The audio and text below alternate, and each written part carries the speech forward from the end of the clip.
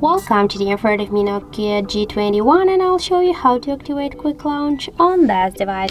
So now by double press the power key we can see that we have now set it up any features here. Now we can for example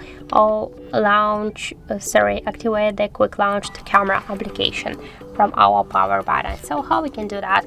Let's first launch the settings application and then scroll to the system section. After that, tap here to the gestures and click to the jump to camera. Now just activate the switcher and just now we'll check that. So as we can see, by double press to the power key we can quickly launch camera app on our Nokia device.